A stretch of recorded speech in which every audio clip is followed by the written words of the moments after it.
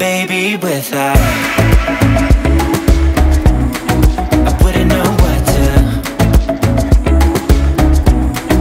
Baby, without you I wouldn't know what to.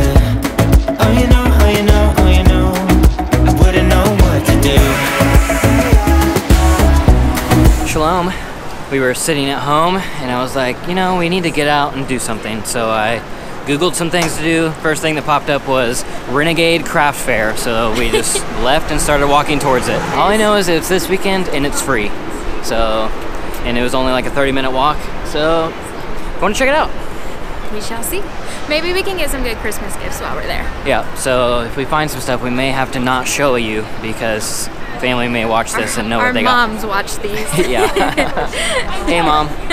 And if you're interested in a weather update, it is insanely windy today. Crazy windy. It's actually, the temperature is not bad. Yeah, it's actually a really nice day. It's like in the 50s, but when the wind gust, it is like ripping. Ugh. Baby, without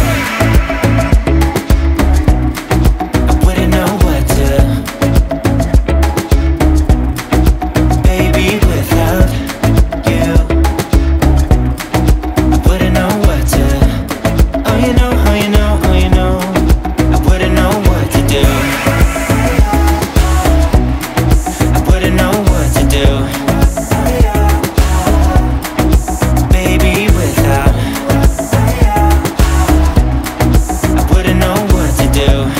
Oh, you know, oh, you know, oh, you know when you are with me, sometimes I forget to breathe. I'm looking in your eyes, wish you could see the things I see. I don't wanna wake up if I'm dreaming, because you know I can't get enough of this feeling you're giving me. Don't Renegade Craft Fair was pretty awesome. Yeah, it was. The craft fairs and things like that are a little overwhelming to me because there's so many people packed in with all these little booths. Yeah. And like I don't know where to focus on. But after I was in there for a while, I was able to like kind of start focusing on stuff. And every single booth was like pretty awesome. Aesthetics were on point. Yeah, we've been to a lot of craft fairs in our life because we have owned businesses that we did trade shows and craft fairs and things, and you would have the occasional or, you know, a handful of booths that were like, you know, really good. Right. But we have experienced that here in New York. Every booth. It's like every booth, because I don't think you're just a casual, like, no.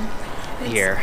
It's definitely like your full-time thing as opposed to like they, your side hustle or whatever. Yeah, they definitely know or how to at least they brand make themselves. it seem that way, yeah. The craft fair was right around the corner from the Container Store, so we went there and we couldn't contain ourselves, so bought a few things.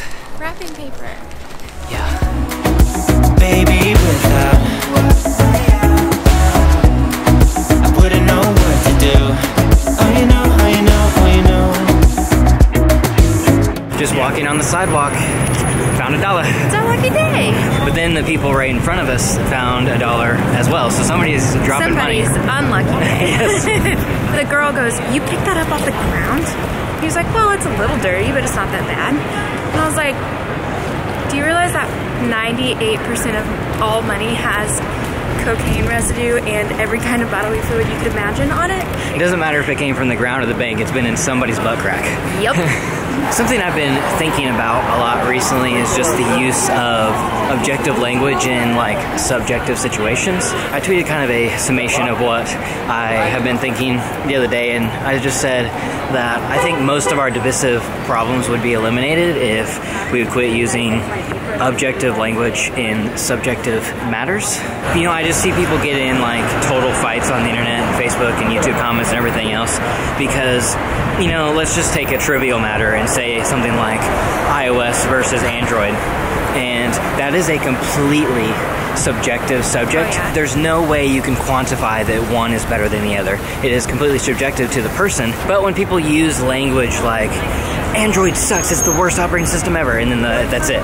Like, or iOS is terrible, period. All you're doing is using very objective language that makes it seem as though that is not an opinion, that is a statement of fact. And so it gets the people on the other side offended because it feels like you're attacking them personally because you are using objective language.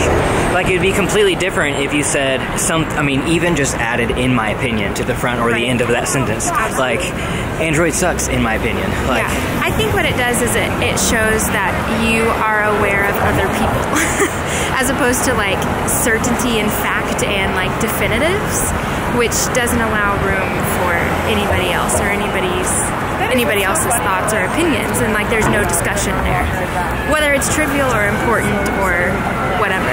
So like if you just add "in my opinion," people would be like, oh cool, I disagree, but cool. Like, instead of you saying Android sucks, you're saying you suck because you like Android, or whatever the situation is.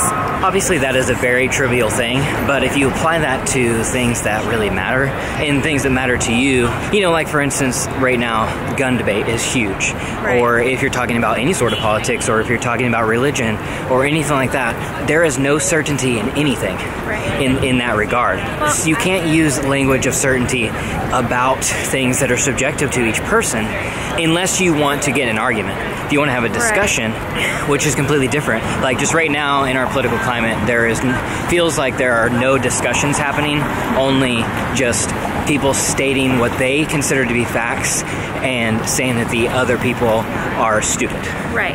And I mean, truthfully, there is, I don't think, literally any situation anywhere ever that is definitive or certain.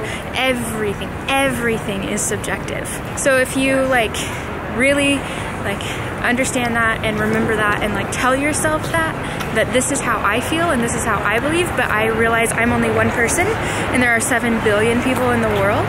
So like, surely there's gonna be another opinion, and surely you are not always correct on everything. And even if you are correct, it doesn't mean that it's right for another individual. It means that it's right for you and that there is room for conversation.